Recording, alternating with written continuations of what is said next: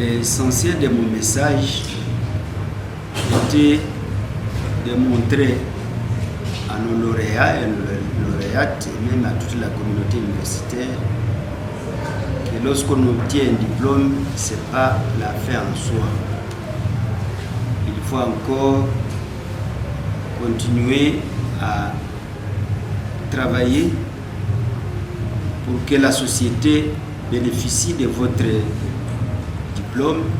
Vous devez être un innovateur, vous devez être un chercheur, et le chercheur qui doit rendre service à la communauté.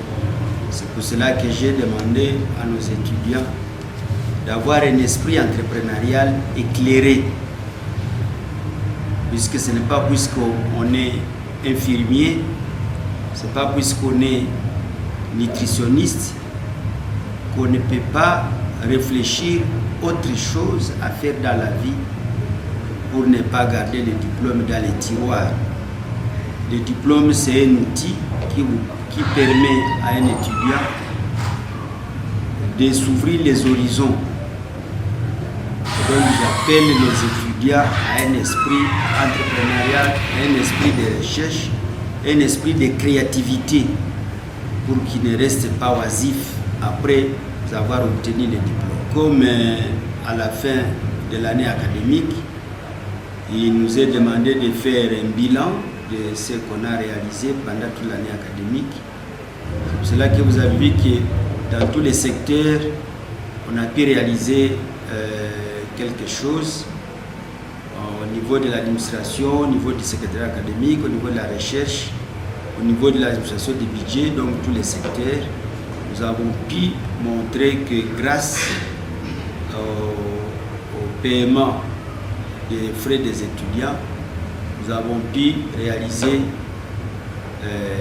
quelques projets que nous avions mis en place depuis le début de l'année académique, entre autres l'achat des bus des étudiants.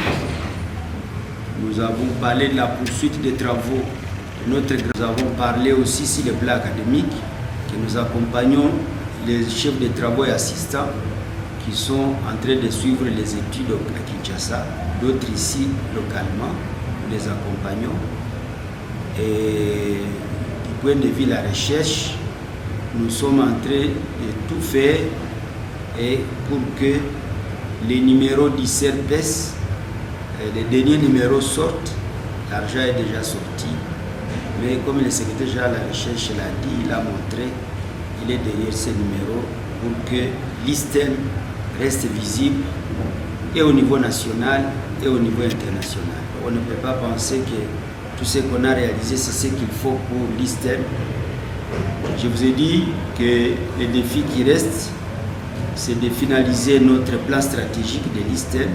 Nous devons savoir où est-ce que nous amenons l'établissement dans 5 ans, dans 10 ans. Nous allons nous mettre encore pour terminer ce plan stratégique. Les chantiers qui est derrière nous, nous sommes en train de préparer la pose de la dalle. C'est aussi un grand défi. Au niveau académique, puisque nous devons préparer aussi la relève, nous avons dit que nous allons entrer en contact avec notre ministère.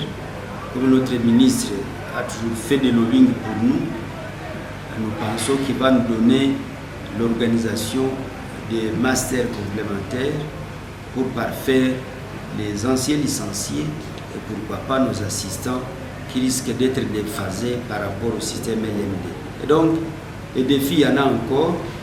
Nous avons lancé un appel aux parents pour qu'ils continuent à nous envoyer les étudiants et qu'ils continuent à honorer les engagements qu'ils prennent par rapport à l'établissement, puisque c'est grâce à ces petits financements que nous réalisons ce que nous réalisons au quotidien.